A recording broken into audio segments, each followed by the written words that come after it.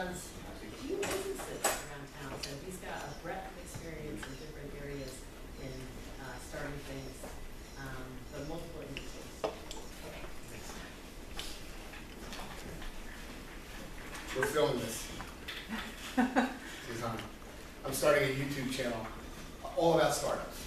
And this summer, I'm doing a lot of research on venture capital firms, private equity firms, angel funds. And I've watched over 100 pitches, heard over 2,000 questions. I'm calculating all that data, and I was able to make a correlation. You gotta be like, this guy's really gotta get a life. And I made a correlation to certain answers to people winning the money. So I'm gonna put all that up on YouTube, and it's all free to UVA, and I'm gonna sell the heck out of it around the world. It's really be good. I actually upgraded to executive lecturer, which is a full-time contract at UVA, and I'm just blessed. And to have that over at the engineering school, associate, I got a long title, it's really cool, but I don't remember what it is, but it has to do with the business minor. Liz is through that. But I've actually had the pleasure of teaching one class at Barton, and it was an absolute blast. A lot different than undergrads, but it was just a lot of fun. I really learned a lot. What I want to do here today is I want to show you in the real world how I start a company. This is one that did not make it, okay? But by using this process called customer development in the business model canvas, I only lost about $50,000. Now, I know you all think that's a lot of money. When you get in the real world, that is not even spitting in, okay? I could have lost millions and millions and millions. And I'm going to bring you through that process to show you how I got to a no-go. I'm going to show you my iterations. I'm going to show you my pivots. I'm going to show you everything. But it's a process that, if done correctly, will save you ungodly amounts of money. Now, my mentors who are here, my mentees who are here now know I just drill them on this constantly. A couple people here that take my class, I drill my students on it. So it's really important. Most people think that you start a company and you go to pass or you go to failure. And that's really not what I've learned in my years. It's really, you kind of go to failure and failure and failure and failure and failure, and then either you make it or you don't. The key to success, I'm pausing for effect. The key to success is making sure the cash flow is this much as you're failing, right? You don't need big marketing departments, customer development department. You don't need all this stuff. I'm the guy.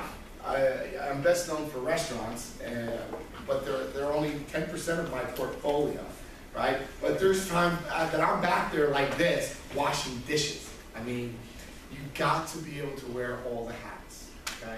So the key is to make sure when you're failing through, as you're doing now, your cash burn is very small.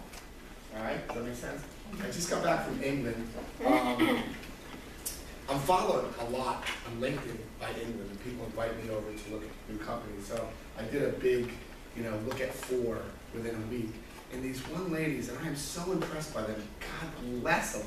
As I was talking to them, and I was asking these questions, they're looking at me like a deer in the headlights, and they're like, oh my God, we quit our jobs, you know what I mean? And we're not even prepared. I said, no, that's the bad news, you're not. The good news is, I'll cycle you through this really quick, and we'll start getting on the road of discovery. And as we did that, just for the week out there, they found out that their product really wasn't needed nor wanted. And they were wondering why sales weren't that big. But we made some iterations to it, and hopefully it will work. So hopefully you do this while you're building your company. Does that make sense to everybody? And I want to show you what happens when it doesn't work. And doesn't meaning, and I really want to change that. It's not failure, it's learning. In America, we call it failure. And it's really not. It's a learning experience. And I'm going to tell you on a recent business that I run that I asked the wrong questions in a market that I'm in, and I'm getting my butt totally kicked because of the questions that I asked were totally wrong, right?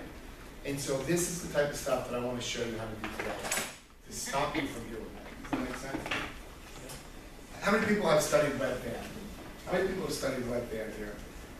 Really? This is a great $800 million failure story because they did not do the customer development. They came up with this idea in 1995 that they were going to start this new delivery service. Now, I use the delivery service locally here. It's called Relay do you love them or what? I mean, I'm in my bunny flippers like that. And then on Monday, it's like that. It's like, oh, you're like little elves drop off food. I love Relay Foods. Love it. They're in 2015. 1995, how many people, well, you guys probably weren't even born, but how many computers did we really have to be able to do this? So they built this huge thing. They get $100 million injection. They're making all these big warehouses. They got all this distribution. They got everything. It was totally awesome. They haven't talked to one client yet. Not one. And they're building. And then they go public. And they're still building. $800 million. They open it up and they hear crickets. 6 months they hear crickets. And it was a bust. $800 million. And we could change that, and you could change that by this. Okay? I used to do this, you know, poke and hope thing, poke and hope. This was, I think it's great. How come you don't think it's great? This has got to be a great idea, because if anybody knew who I thought I was, it's got to be a great idea. And it's just not like that. Okay? When I found out this system here, it revolutionized me. And I learned this through academia. And so now I studied it to the nth degree, practiced it with a few companies. The Bella's restaurant. I'm not sure how many people here have been to Bella's restaurant. Okay, make sure that you all get A's. All right? When I started that, I took a defunct restaurant. I got a 3-month lease. I flew my mother and father-in-law in from Italy. And I said, the food that they have is the best in the world. Why? I know. I mean, look at me. Right? 15 years of eating mama's food. And you know what I found out? Thank God I did the test. I put a picnic table in the middle. I had all these scorecards. I invited 15 people over. Every night, 15 people over. And Mama would be in the back of the kitchen. Thank God she didn't speak English. And she'd be with Chef and Valeria, my wife, Bella. Mama would talk to Bella. Bella would translate to English. I would do the measurements. I mean, it was just this big thing we were doing. Mama, I let Mama cook her food exactly the way she wanted it. And do you know, for the first 2 weeks, they were like, whoa, whoa, whoa, whoa, too strong. Wait, because the Romans have different taste buds than the Americans. But can you imagine if I just would have opened up Bella's, saying, Mama's stuff is great, are you kidding me? Why is no one coming? So I did that for 6 weeks. I fed 15 people for 6 weeks. They destroyed us. Once again, Mama didn't hear English. And I changed it, and I changed it, and I changed it, and I changed it. In the last 2 weeks, the 5th and 6th week, people were like, this is the best thing that I've ever tasted in my entire life. And then I opened it up. Right? And so think about how much money that saved by just doing this customer development, by finding out who my market is. Because when I started Wild Wing Cafe, what was it? It was 18 to 35, blue collar, $35,000, people that like to drink them. This is not, right? Bella's restaurant is 35 to 65, upper scale, kind of white collar, $115,000 a year on average, 2.3 kids, anywhere from 16 to 24. You know what I mean? So that's the way that I get the detailed information out. So how does it all start? It all starts off with the value proposition. So what I want you guys to do now, I should have handed this out before. I want you to hand this around. There's a couple for you. Hand that around for you. And I want you to follow along, and I want you to write down the hypothesis. Because I'm going to show you the hypothesis for a company that I started called Piccolo Distribution. Piccolo meaning small. And I'll tell you the whole story behind it. Okay? So I want you to start writing this stuff down. But I'm going to tell you what these boxes mean real quick. So the value proposition is, what are you building in for food? What is the special sauce? What is your secret sauce? I'll tell you real quick for Bella's restaurant, what's the secret sauce? When I drop that plate off on the table, what's the first thing you think of when he says? Oh my God, what am I going to do with this? I'm going to bring it home. I got it with the wow factor. That was my value proposition. People are looking at the menu like, $19? You guys are expensive. I'm like, that feeds 2.5 people. You're like, wow, that's cheap. You see the way? I say, I like to use the word inexpensive, not cheap. Right? You see how I just changed the value prop? That's my value prop. 5-star service, 5-star atmosphere, at a 2-star price. Okay? From value proposition, we go over to customer segment. Who are your customers? What pains and gains? Who are your archetype? What does a pain and gain mean? Pain and gain. What does a pain and gain mean? No. Pain and gain. What does that mean? The pains and the gains. Do you remember from class? Right? The problems or the gains that I'm providing. The pain for me was I went out to an Italian restaurant in Belmont. I'm not going to mention the name. And it was $288. My nickname is Squeaky. It was me, my wife, and another couple. I was still hungry. So I'm eating at this barbecue place next door after spending $288 because it was my turn to pay. And I start eating, and I look at my wife, I'm like, we're starting another restaurant. Now I had just sold Wild Wing Cafe, and I hate my shirt, my suit off, thank God, right? Sold 33 of those, that's gone. She says no. She's never said no to me, except when I asked her to marry her the first time, but she said no. I'm like, okay, I'll call it Bella's, and I'll fly your family over for 3 months. She's like, I'm in, all right? So what pain did I have? I'm getting this little goofy food that was okay. Service was okay. I wanted great. I wanted great. So I found out exactly what my customer segment was. Okay? I found out exactly who they were. I knew where they lived, and I marketed to them. And we opened up exploding. Okay? The next thing I wanted to talk about is you got the value prop, you got the customer segment, and the channel. How am I going to get the value prop to the person? How am I going to deliver that? What does that channel look like? Okay? For me, I'm going to do it in a direct market. They're going to come to me. I'm going to sell them food. I'm going to give them great atmosphere. I'm going to give them great price, great European service. Right? That's how I'm going to distribute my value prop to them. And I'm going to exceed everybody else in town. What do we do? If you notice that. The next thing you go to is customer relationship. What do I like to call this? Do you remember the customer relationship? How do we get, keep, and grow? I live by that. Has everybody heard of the get, keep, and grow? I think I got it right up there. Look at the genius. All right? The get, keep, and grow. I did this on the airplane over from London, so the spelling is wrong, please. Forgive me on that. All right? How do I get the customers? I decided to get the customers at Bella's. Okay? Through social media, through flyers, all right, and through media buzz, getting Channel 6. I do my own press release. If you want a press release, please let me know, and I will show you how to do a press release. I have every media outlook in the state of Virginia. Copy, paste, press release, right? And I got all this press release. I got all this press 2 days before I opened. We were packed when we opened. We actually had to have a reservation system because a fight broke out. Hey, you stepped in front of my line. Oh, and then poof. I'm like, oh, okay. Okay, this gotta stop. It was like, I thought I got away from Wild Wing Cafe. All right? The next thing was the revenue stream. What are your revenues, right? I have revenues: liquor, beer, food, catering. Got that? I never use the word other. Please don't use other. If you give me a profit and loss with other on it, I'm going to throw up on it and give it back to you. Don't use other. Be very specific. Okay? So, that's my revenue streams. How are you bringing in money? And there's 2 different types. There's revenue model and pricing tactics. Don't get it confused. Okay? A pricing tactic is buy one, get one free. A revenue model is, and I can email you this PowerPoint presentation. A revenue model is, how are you making your money? Well, I want to find out my liquor cost, I want to find out my food cost, right? I want to find out my beer cost, my wine costs, okay? Wine sells more here than in Richmond. Beer sells more in Richmond. Miller beer sells more in Richmond. Anyway, we'll figure that one out later. What resources do I need right now to develop this company? I need a little bit of financing. Really, I didn't, but I always take someone else's money, right? I got the bank to give me a 3.5 on a restaurant. Think about that.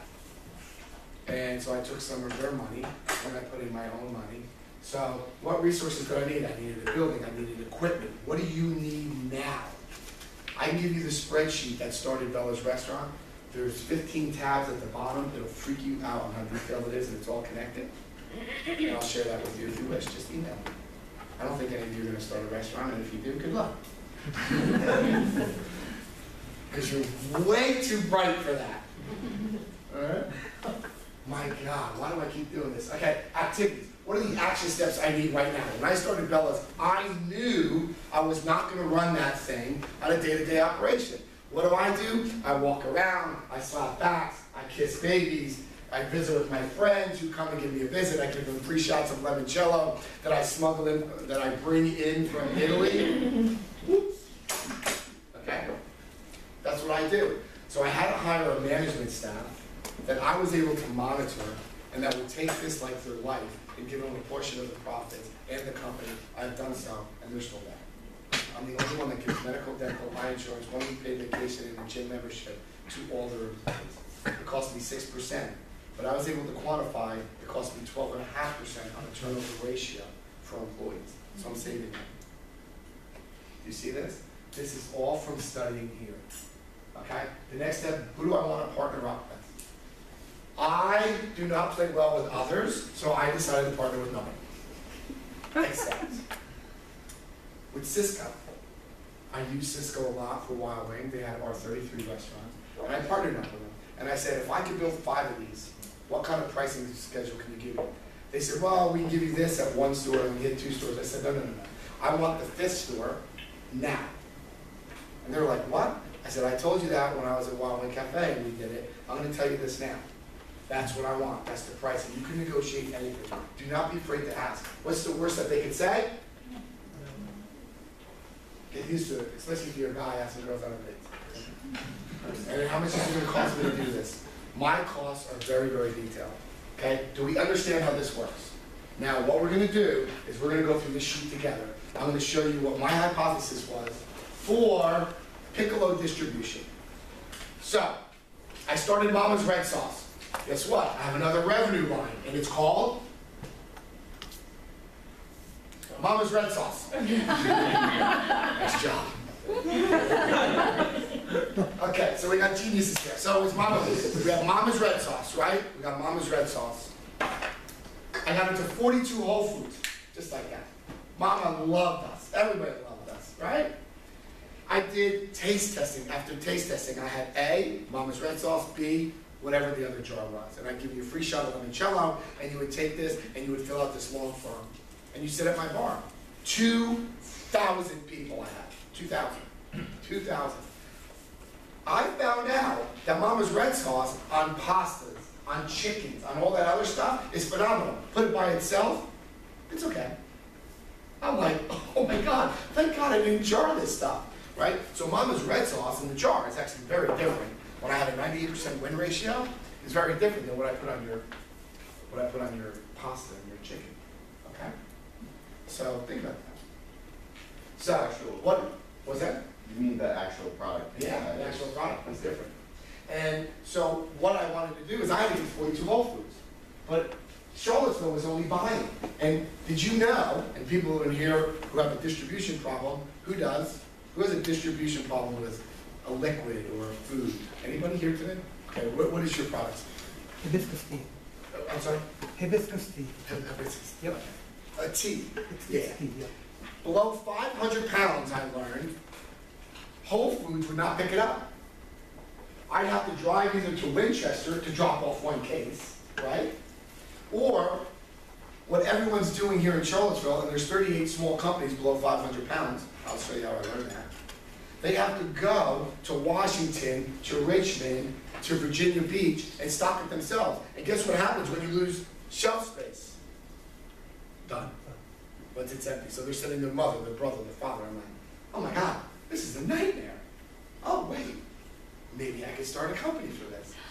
So I said, I'm going to start piccolo distribution. I'm going to buy trucks. I'm going to blah, blah, blah, blah.